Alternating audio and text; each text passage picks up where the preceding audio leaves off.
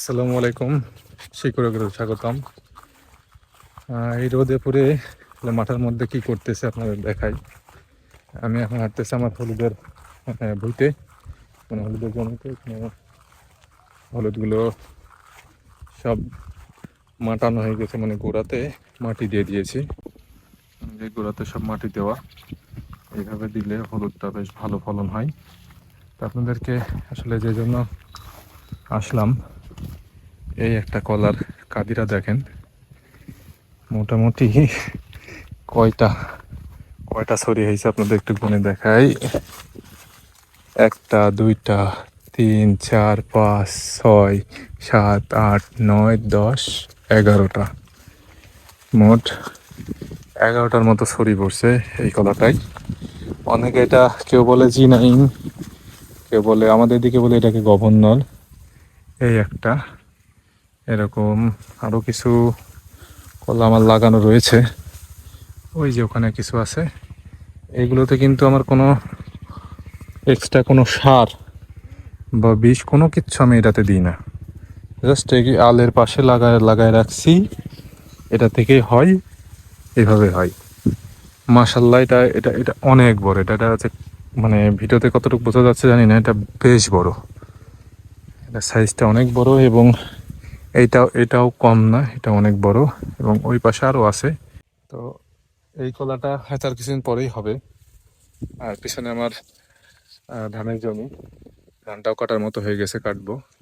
তো আমরা যতটুকু খাই বাসাতে খাই, এগুলো বাসাতে খাওয়ার চেষ্টা করি বেশি, এবং অল্প বেশি কিছু হলে বিক্রি করে দিই। এটা তো আমি কোনো এক্সট্রা সার কোনো কিছু ইউজ করি না, এটা জাস্ট ন্যাচারাল একদম হয় মাঠেই। এভাবে আমরা কেটে নিয়ে যাই বাসায়, রাখলে 1 দিন 2 দিন রাখলেই পেকে যায়। যে আমরা এটা খাই, তো যতটুকু খাওয়ার চেষ্টা করি, পিওর খাওয়ার চেষ্টা করি। এবং পেছনে আমার যেই হলুদের জমিটা, এটাও মাটানো শেষ, এবং আরো কিছু কাজ করতেছি, চলেন দেখাই।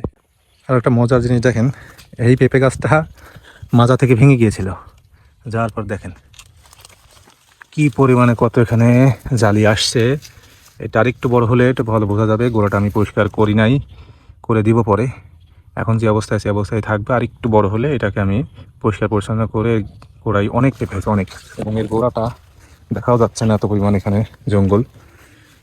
হয়তো এই যে গোড়াটা পেয়েছে, এইটা হচ্ছে ওর, এইটা হচ্ছে ওর মূল কাণ্ড, এটা হচ্ছে গোড়া, ঠিক এইখানটাতে।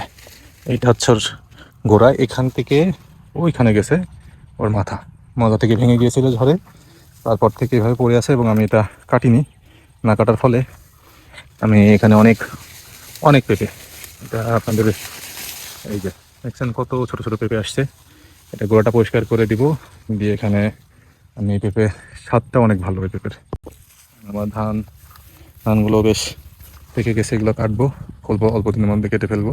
আজকে প্রচণ্ড রোদ এবং গরম, তবুও আকাশটা অনেক সুন্দর আজকে। এবং এটা হচ্ছে আমার একটা বান হবে, এখানে মাছা দিব, বিভিন্ন শাকসবজির মাছা হবে। অল্প কিছুদিনের মধ্যে মাছটা কমপ্লিট করব, তখন আপনাদেরকে দেখাবো। আর ওইটা হচ্ছে আমার ঘাসের জমি, আর এই হচ্ছে আমার টোটাল প্রজেক্টের মধ্যে এইগুলো রয়েছে। বাড়িতে খাওয়ার জন্য কিছু ঝাল গাছ লাগিয়েছিলাম, এই যে ঝাল আসছে। এর মধ্যে কিছু কিছু আছে সেগুলো ছোট। আর আরও একটা জিনিস, সেটা হচ্ছে যে গ্যান্ডারি বা কুসুর, এইটা লাগিয়েছিলাম অনেকদিন আগেই। তো বেশ কিছু বের হয়েছে, এবং এগুলো পরিষ্কার পরিচ্ছন্ন করা হয়েছে। এরগুলোতে আর কিছু একটু বড় হলে মাটি টাটি দিয়ে, এটাতে কোনো সার ব্যবহার করি না আমরা, জাস্ট বাড়িতে খাওয়ার জন্য, এই জন্য কোনো সার ব্যবহার করি না। আর এগুলো মাশাআল্লাহ অনেক ভালো হয়েছে। এই যে এখান থেকে আমার কলার জমিটাও দেখা যাচ্ছে, রোদে সব পাতা নুয়ে গেছে একদম। এটা হচ্ছে আমার কলার বাগান, এবং এটা হচ্ছে আমার আর কি ফিলিপাইনে আখ বলে বা ক্যান্ডারি বলে সেটা। আমি জানি না এটা কোন জাত, তবে যেটা পেয়েছিলাম হাতে করে সেটাই লাগিয়েছিলাম। এটা এখন বর্তমানে এই অবস্থা। এবং এখানেও একটা ঝাল গাছ আছে, এই ঝাল গাছটাতে এখন ফুল আসেনি, তারপর সাথে খুব দ্রুত ফুল আসবে।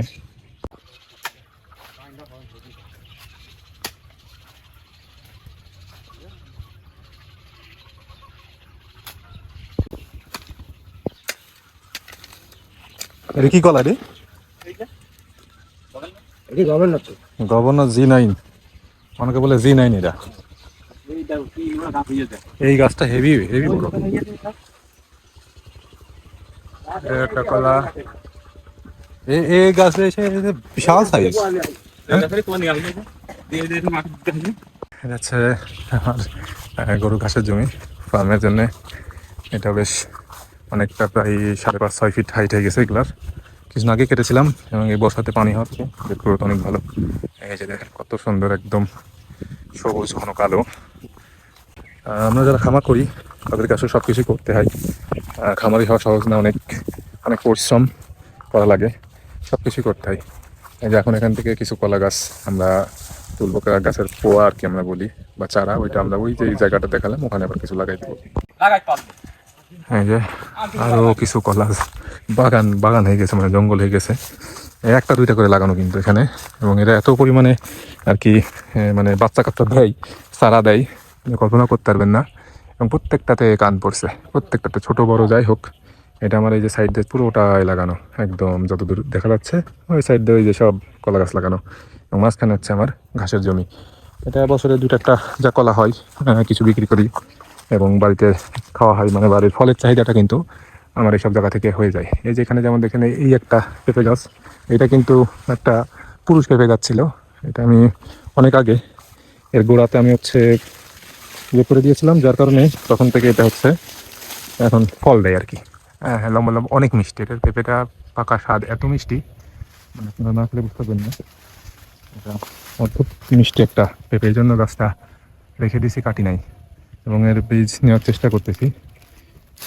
এইগুলো হচ্ছে বন্য অনেক রকম ফল। এটা হচ্ছে সম্ভবত মনে হয় লতা ডুমুর বলে আমাদের এদিকে, এরকম লতার মতো হয় এবং ভেতরটা, এবং ফলগুলো হচ্ছে ডুমুরের মতো। এবং এটা খাওয়া যায় কিনা যায় না, তবে দেখতে খুবই সুন্দর লাল। এরকম অনেক রকম ফল এখানে রয়েছে। এই চারি দিয়ে যা গাছ দেখছেন সব আমাদের লাগানো, যাতে আমাদের টুকটাক খরচটা উঠে যায়। যে আমি প্রতিদিন 1-2টা লেবার আমি কাজ করাই, এই যে এখন কাজ করতেছে, ওটা ফার্মে আমার কাজ করে এনারা। এবং এই সাইড দিয়ে যে কলা গাছ আছে, এদের এইগুলোর একটু যত্ন নিচ্ছে এখন। এতদিন ঘাস ছিল বলে এখানে কিছু প্রোটেক্ট করি নাই, এখন ঘাস কেটে নিয়েছি, এখন এগুলোকে পরিষ্কার পরিচ্ছন্ন করে এগুলোর যত্ন আর কি।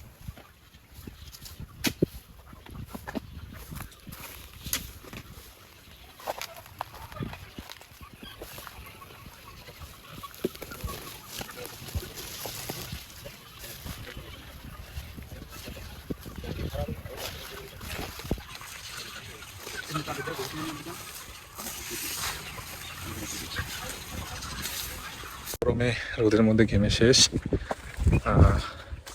এই যে আমাদের বীজতলা, যেটা বলছিলাম যে আমরা এখানে সারা বছর আমরা এটা ব্যবহার করি আমাদের বীজতলা হিসেবে, এবং এখান থেকে আমরা বীজ দিই, চারা করি এবং আমাদের এই জমিগুলোতে সেগুলো লাগাই। এটা হয়তো আর 3 থেকে 4 দিনের মধ্যে এই ধানটা কেটে আমরা আবার এইটা আবার লাগাবো। এটা বড় হতে হয়তো আর 10-12 দিন সময় লাগবে। এটা এখন যদিও দেখা যাচ্ছে খুবই ছোট, কিন্তু 10 থেকে 15 দিনের মধ্যে এটা অনেক বড় হয়ে যাবে। তখন এটা লাগানোর উপযোগী হলে আমরা এখানে লাগাই দেবো, এবং ওই ধানটা কাটার পরে আমরা সিজন আসবে যখন ভুট্টা, তখন ভুট্টা লাগাই দেবো। মানে আমরা একই জমি থেকে দুইবার ধান নিই এবং একবার ভুট্টা নিই, মানে 3 ফসলের জমি আমাদের এইগুলো। এর মাঝখানে কিছু করা যায়, কিন্তু আমি চাই না যে সবসময় জমিটাকে আসলে ব্যস্ত রাখতে, এদেরকেও আসলে রেস্ট দেওয়া উচিত। এবং আমি 1-2 মাস চেষ্টা করি মাঝে মাঝে রেস্ট দেওয়ার, এতে জমির উর্বরতা ভালো থাকে এবং মাটির যে গুণাগুণ সেটা অনেকটা ভালো থাকে। এই যে দেখছেন, এটা আমার ঠিক ফার্মের ওই যে আমার মুরগির ফার্মটা সেটা দেখা যাচ্ছে, এটা সামনে। আমি এখানেও কিছু কলা গাছ লাগাই দেবো, এর মধ্যে কিছু হলুদ গাছ লাগানো রয়েছে, আগের বছরে কিছু কিছু ছিল, সেগুলো এখন বের হয়েছে। এটা আমি এইবার তুলে আবার এখানে পরবর্তীতে কিছু কলা গাছ লাগাবো। খামারকে আসলে মানে লাভ করতে হলে খামার দিয়ে আপনাকে অনেক বহুমুখী চেষ্টা করতে হবে। বিভিন্ন জায়গা থেকে যতটুকু আপনার রিসোর্সেস আছে সেগুলোকে ব্যবহার করতে হবে সম্পূর্ণরূপে। মানে যত আপনি ইউটিলাইজ করবেন আপনার জমি এবং আপনার আদার্স রিসোর্স যেগুলো আছে, আপনার লাভ করার সম্ভাবনা তত বেশি থাকবে। হ্যাঁ, কারণ একটা খামারে শুধুমাত্র গরু পাললেই হয় না, বা কোনো প্রাণী পাললেই হয় না। সেই প্রাণীর খাদ্য খাবার থেকে শুরু করে সব কিছুই আমাদেরকে আসলে তৈরি করার চেষ্টা করতে হবে, তাহলে আমরা এখান থেকে লাভবান হতে পারবো। এবং এই যে এত কিছু করতেছি, এটা শুধুমাত্র যে খামারের কাজে লাগছে তা না, আমাদের নিজেদেরও কিছু খাদ্য খাবার এখান থেকে চলে আসে।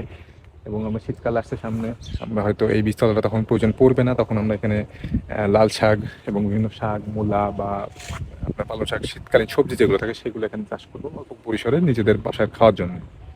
এবং আরও কিছু জায়গা আছে সেখানে আমরা আরও কিছু লাগাতে পারি। তাই বলবো যে আপনারা যারা খামার করেন বা যতটুকু যাদের জমি আছে আপনারা চেষ্টা করেন প্রতির জমি হলেও সেটুকু চাষের আয়তায় নিয়ে আসতে।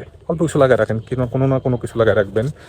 একটা জিনিস মাথায় রাখবেন, আজকে যেই বীজটা আপনি পুঁততেছেন সেটা হয়তো একদিন একটা গাছে পরিণত হবে এবং আপনাকে সেই গাছ থেকে কিছু ফল দিবে। তাই চেষ্টা করেন আপনাদের প্রতি জমি যা আছে সব কিছু চাষের আয়তায় নিয়ে আসতে। এবং আমার চ্যানেলে যারা নতুন আছেন বা নতুন দেখছেন আমাকে সাবস্ক্রাইব করবেন। সবাই ভালো থাকবেন, আল্লাহ হাফেজ।